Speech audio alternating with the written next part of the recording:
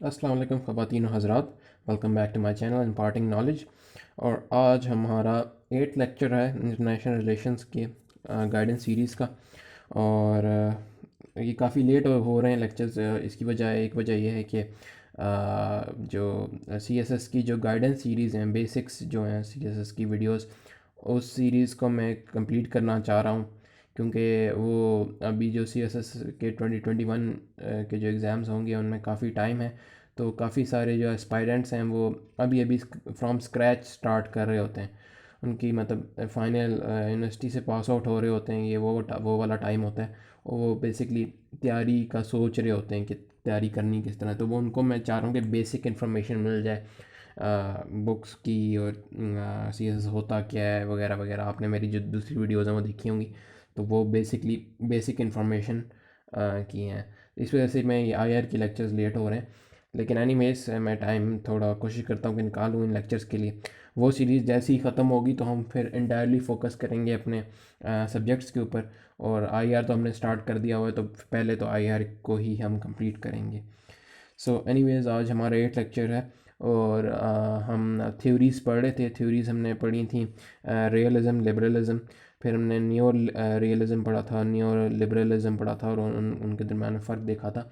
आज हम पढ़ेंगे साइंटिफिक रेवोल्यूशन और उससे जो बिहेवियरल अप्रोच या बिहेवियरल अप्रोच, ठीक है, और देखेंगे सिस्टम अप्रोच, ये दोनों चीज़ें क्या होती हैं। So let's start. ओके। जो बेसिकली जो पहले थे ना, पहले जो लोग थ्योरीज़ बताते थे, इससे पर जो साइंसेस पॉलिटिकल साइंस साइंटिस्ट होते थे उनको ट्रेडिशनलिस्ट कहा जाता था। ठीक है। ट्रेडिशनलिस्ट स्कॉलर्स जो होते थे वो बेसिकली डीप स्टडी करते थे, एक्सटेंसिव प्रॉपर रिसर्च करके ना स्टडी करते थे। वो हिस्ट्री मतलब अगर उन्होंने ना, अगर इंटरनेशनल रिलेशन का अगर कोई वो स्कॉलर है, तो वो अगर उसने पढ़ना होता था कि एक वॉर हुई है, तो वो ये करता था कि पहले दो कंट्रीज़ की अगर वॉर हुई है तो वो उनकी पहले फुल हिस्ट्री पढ़ता था। ठीक है। फ़िलासफ़ी पढ़ता था उनका, इंटरनेशनल लॉ पढ़ता था कि लॉ क्या है इंटरनेशनली, क्या उस टाइम के ज़माने का लॉ क्या है। ठीक है। उन लोगों को पढ़ता था, उनका कल्चर पढ़ता था। ठीक है। डीप अंडरस्टैंडिंग घुसता था कि ये कंट्रीज़ क्यों इस तरह से काम कर रही हैं। ठीक है। डीप स्टडी करता था। ठीक है। उन उन लोगों को कहते थे ट्रेडिशनलिस्ट। ठीक है। ये पहले ज़माना मतलब पहले इस तरह, पहले ज़्यादातर जो पॉलिटिकल साइंटिस्ट होते थे वो ट्रेडिशनलिस्ट होते थे। ठीक है। और वो फ़ॉरेन मतलब अगर वो फ़ॉरेन मतलब एक वेस्टर्न अगर स्कॉलर है तो, और अगर वो पढ़ रहा है वॉर्स के बारे में जो साउथ एशिया में हुई है ना, तो वो ये करते थे कि उनके कल्चर में भी, कल्चर में देखते थे कि क्या क्या चीज़ें हैं। और मतलब वो जाके रहते थे उन कंट्रीज़ में, प्रॉपरली स्टडी करते कि लोग किस तरह की सोच है लोगों की, और क्यों क्यों वॉर हुई हैं, या कोई भी वॉर या कोई भी टॉपिक हुआ हो इंटरनेशनल रिलेशन का, तो वो जाके प्रॉपरली जाके देखते थे उनके कल्चर में क्या है, लोकल लैंग्वेजेस क्या हैं, लोकल हिस्ट्री क्या है। ठीक है। और डीप रूट रीजंस क्या हैं वॉर के। ठीक है। जैसे इंडिया और पाकिस्तान के कोई वॉर होती नहीं है, तो उनका रीज़न क्या है। तो वो बंदा इधर आके रहेगा, पाकिस्तानियों से मिलेगा, इंडियन से मिलेगा, उनके ख्यालात पूछेगा, रिसर्च करेगा। ठीक है। इनको कहते थे ट्रेडिशनलिस्ट। ट्रेडिशनलिस्ट का ये सीन था कि वो एम्पेरिकल एविडेंस जो होता है, फैक्ट्स, एक होता है फैक्ट्स। फैक्ट्स ये होता है कि मतलब कोई उस पर ना सेकंड ओपिनियन नहीं होता, फैक्ट इज़ फैक्ट। ठीक है। मतलब दुनिया गोल है, दिस इज़ अ फैक्ट। ठीक है। अगर कोई इसको फ्लैट कहता है ना, तो वो गलत कह रहा है, क्योंकि हमारे पास प्रूफ है कि वो गोल है। ठीक है। तो फैक्ट इज़ फैक्ट। लेकिन जो ट्रेडिशनलिस्ट तो होते थे ना, वो तो फैक्ट फैक्ट को भी लेते थे, एम्पेरिकल एविडेंस को भी लेते थे। फिर वो लेते थे व्यू उनका, जो वो स्टडी करते थे ना डिफरेंट कल्चर्स और डिफरेंट कंट्रीज़ को और डिफरेंट इंडिविजुअल्स को, तो वो उनका व्यू ओपिनियन भी बनाते थे वो, कि यार इन्होंने वॉर की है, तो ये सही वॉर की है, ये इन्होंने गलत वॉर की है, इनका रीज़न क्या था वॉर करने का, या कुछ और ट्रीटी ट्रीटी करने का, कोई भी कुछ भी हो सकता है। तो वो पीछे साइकोलॉजिकल पीछे बैकग्राउंड हिस्ट्री देखते थे, चीज़ें देखते थे, लोगों की साइकी देखते थे, सारा कुछ ऑब्ज़र्व करते थे। और फिर बताते थे कि अच्छा एम्पिरिकल एविडेंस ये कह रहा है, और फिर ओपिनियन ओपिनियन उनका ये है, और वो सारा मिक्स करके एक रिसर्च रिसर्च प्रेजेंट करते थे अपनी। ठीक है, तो ये होते थे ट्रेडिशनलिस्ट। अच्छा, फिर हुई साइंटिफिक रेवोल्यूशन।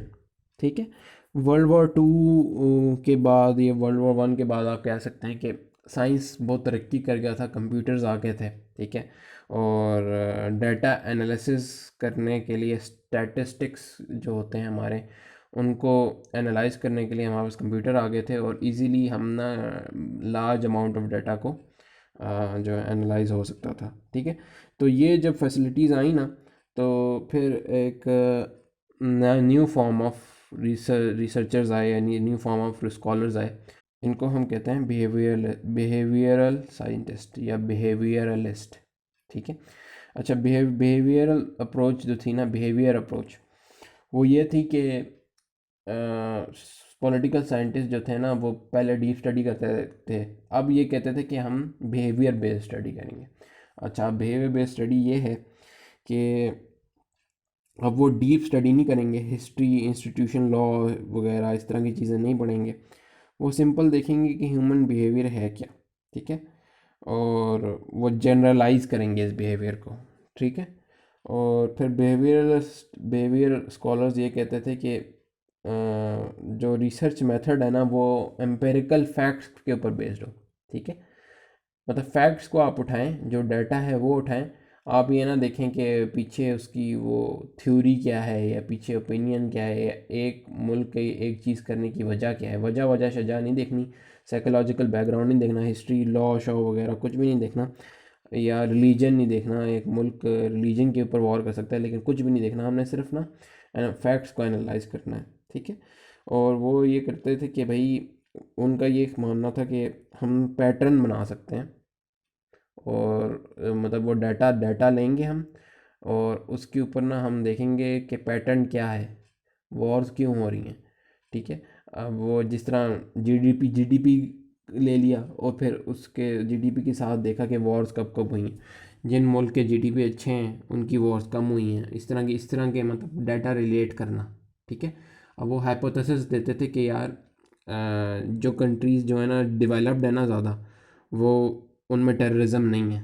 ठीक है, और वो हाइपोथेसिस को इस तरह प्रूव करते थे कि टेररिज्म के केसेस कितने आए हैं, और फिर उन कंट्रीज़ का जीडीपी कितना है, तो उसको रिलेट करके ग्राफ बना दिया। ठीक है, तो ये this is called behaviour approach, कि आप मतलब सब कुछ छोड़ दो, हिस्ट्री विस्ट्री सब कुछ छोड़ दो, ओवरऑल जनरल देखो कि क्या हो रहा है। ठीक है, जनरल डाटा को उठाओ और उसको देखो क्या हो रहा है। सही है, तो ट्रेडिशनलिस्ट और बिहेवियरिस्ट, ठीक है, इनमें क्या डिफरेंस है। ट्रेडिशनलिस्ट कॉम्प्लेक्स, एक कॉम्प्लेक्स, फुल कॉम्प्लेक्सिटी में जाते हैं। ठीक है, फुल कॉम्प्लेक्स होके देखते हैं कि इसकी रीजनिंग क्या है, हिस्ट्री क्या है, लॉ क्या है। और बिहेवियरिस्ट ये कहते हैं कि भाई ओवरऑल यूनिफॉर्मिटी देखो। ठीक है, और कॉम्प्लेक्स ना हो, सिंपल रखो चीज़ें। ठीक है, और ट्रेडिशनलिस्ट ये कहते हैं कि भाई आप जो है ना, एक अगर आप एक ट्री को पढ़ रहे हो ना, एक ट्री पे फोकस करो। और जो बिहेवियरिस्ट है ना, वो कहते हैं कि पूरे फॉरेस्ट को देखो, आप एक ट्री को ना पकड़ो, पूरे फॉरेस्ट को ओवरऑल ऑब्जर्व करो, और एक जनरल पैटर्न निकालो, जो आपका हाइपोथेसिस है उसका जनरल पैटर्न ऑब्जर्व करो। मतलब पूरी चीज़ को देखो, एक छोटी चीज़ को ना देखो। और बिहेवियरिस्ट सब ऑब्जेक्टिव होते हैं। ठीक है, ऑब्जेक्टिव होते हैं, जबकि ट्रेडिशनलिस्ट जो होते हैं हमारे सब्जेक्टिव होते हैं। तो बेसिकली ये हमारी बिहेवियर अप्रोच थी। अच्छा, अब होती है सिस्टम अप्रोच ना। सिस्टम अप्रोच क्या है कि अब जैसे कोई सिस्टम है, कंप्यूटर सिस्टम। ठीक है, कंप्यूटर सिस्टम में क्या, कंप्यूटर सिस्टम कोई भी सिस्टम आप उठा लें, एक सिस्टम में एक इनपुट होता है, फिर उसकी प्रोसेसिंग होती है, फिर आउटपुट आ जाता है। Input, processing, output. ठीक है, सिस्टम अप्रोच ये कहती है कि आप जो है ना इंटरनेशनल, जो हमारा सिनेरियो है ना, इंटरनेशनल इवेंट जो होते हैं, ये पूरा ओवरऑल सिस्टम जो है इंटरनेशनल, वो एक सिस्टम है, उसको एक सिस्टम देखें।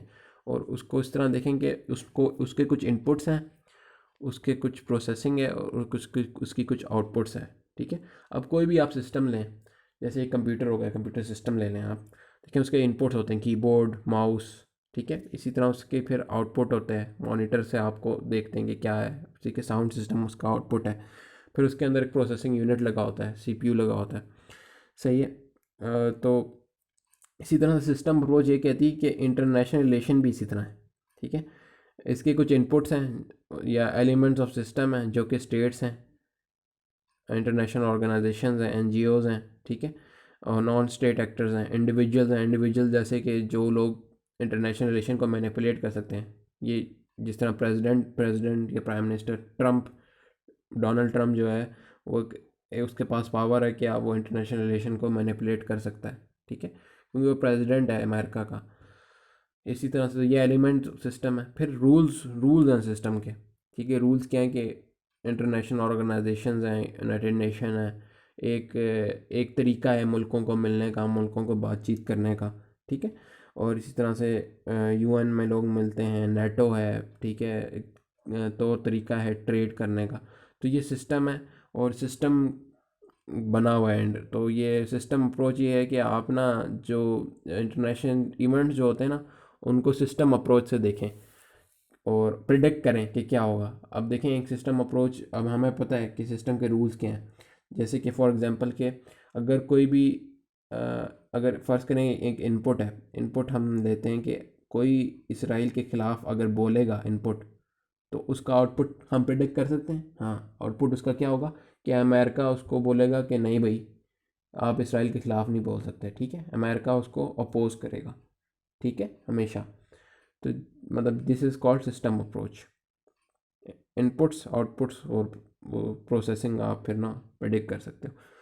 तो ये हमारी दो थ्योरीज थी और इसके बाद हम आगे नेक्स्ट अपने टॉपिक पे जाएंगे जो है constructivism. So I guess thank you for watching. और ये सिर्फ लेक्चर से काम नहीं चलेगा, आपने बुक भी जाके पीछे पढ़नी है ताकि आपके साथ कॉन्सेप्ट ज़्यादा क्लियर हों। और लाइक करें, शेयर करें, सब्सक्राइब ज़रूर करें अगर आप चैनल पे। इस तरह की मैं वीडियोस बनाता रहता हूँ इंटरनेशनल रिलेशन की, जो लोग नए लोग देख रहे हैं। और इसके अलावा मैं गाइडेंस सीरीज़ भी बना रहा हूँ CSS एग्ज़ाम्स की, वो भी आप चेक कर सकते हैं मैंने मेरे चैनल पे। और कोई भी सवाल हो तो आप प्लीज़ कमेंट्स में पूछें या मुझे ईमेल कर दें, डिस्क्रिप्शन में ईमेल गिवन होगी। और थैंक यू वेरी मच और अल्लाह हाफ़िज़।